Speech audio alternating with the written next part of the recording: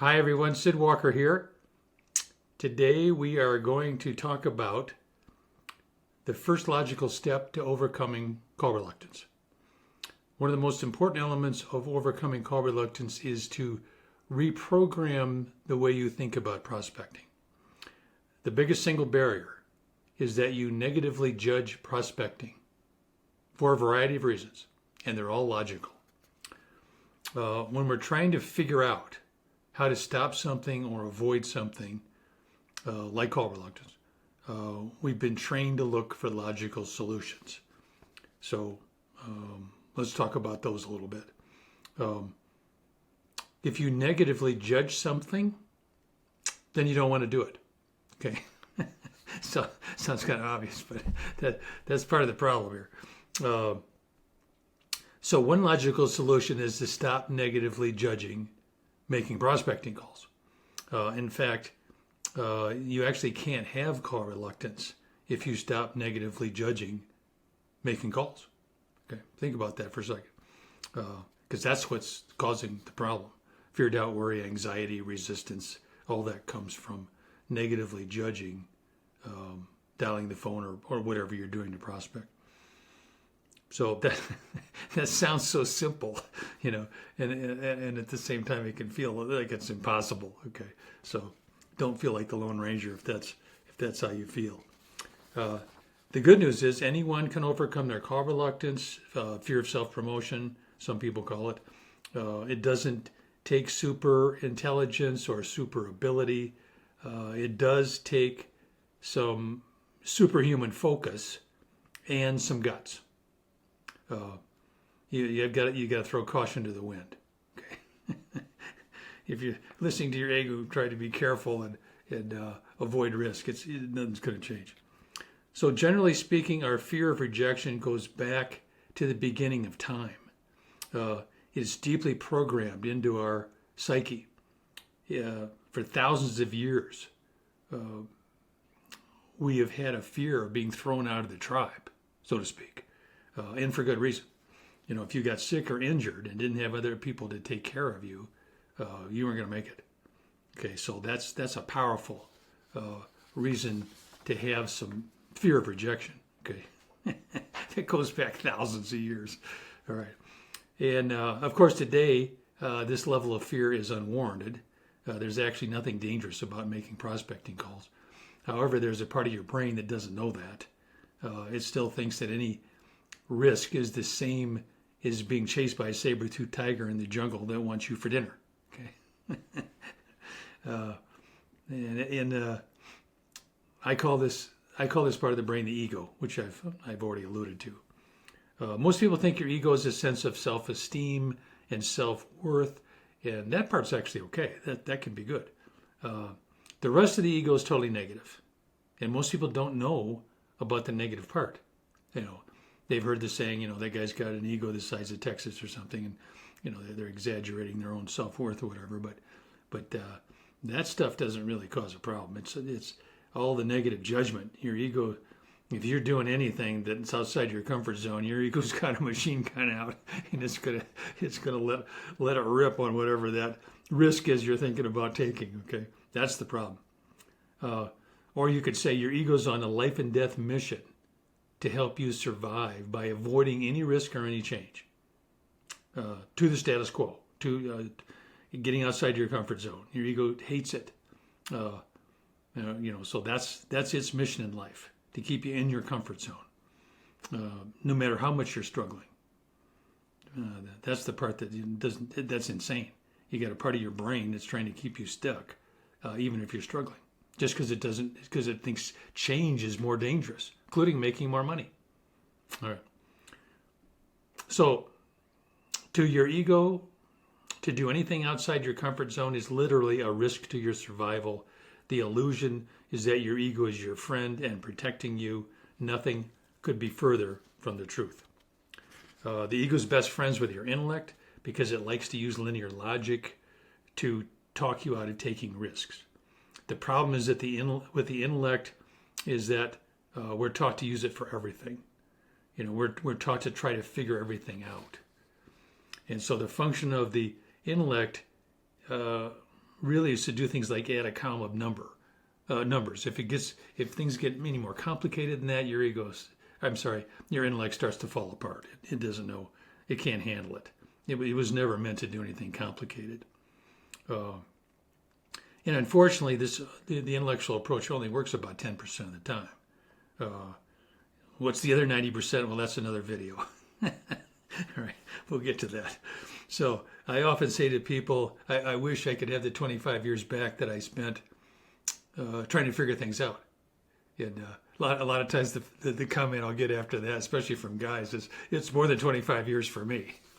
Okay, so that's a common thing. We all spend a lot of time figuring things out that goes nowhere. Okay, because that part of your brain that's not its function to figure out complicated things. It's okay with simple things. So there are a variety of ways to deal with overcoming call reluctance. Since we're talking about finding logical solutions, let's do a little bit more on that. So, for example, it would be logical to come up with reasons why you want to prospect instead of why you don't. Gaming dice are the most powerful metaphor I've ever seen for making prospecting calls. When I used to speak a lot around the country, I would give everyone in the audience a pair of dice and play a game. You can see me doing that live on the Fearless Prospecting School. The links below on how to get there and how to join. And the main message of rolling dice is that it's a mathematical certainty. If you keep rolling the dice, good things are going to happen. You're going to get appointments, okay? Or in dice, you're going to get winners. And the same is true of dialing the phone or any kind of prospecting. I like to say, this isn't a good idea. This concept has the power of gravity. Okay, good idea. I mean, it's not some cute saying. It's this is part of life you cannot change. Okay, and that's powerful because your ego is going to come up with all kinds of logical reasons not to prospect. I have thousands of people that have dice all over the country, and a lot of them are rolling their dice while they're making phone calls just to fight off your ego trying to talk you out of making them. Okay, because if you're rolling dice, they make noise, they're colorful, and you're going to keep getting winners if you keep rolling. Not every time, obviously. Okay. Sometimes you can get on a roll. Okay. All right. So my other favorite idea or concept here, and this is a little bit more outside the logical realm, but I'm putting it in here because it's one of my favorites. I call it mystical momentum. I've seen this concept work consistently for over 40 years with thousands of clients. And here it is. The magic happens when you dial the phone and make any effort to prospect at all. Okay? Magic happens. Because when you take prospecting action of any kind, it moves molecules out there in the universe. You're showing commitment to yourself, your income, your family, whatever else is important to you. And that action, that risk pushes business in the door and will even help you complete business or get business issued, however you say it, that's in the process that you're trying to complete. Okay. And again, this is harder to prove logically. You can make stuff up, I guess. But as I said, I've never seen it not work with thousands of clients. And anybody who's making regular calls, they'll tell you 25-30% of their business shows up out of nowhere every month. Okay, that's a lot of business, 25 to 30%.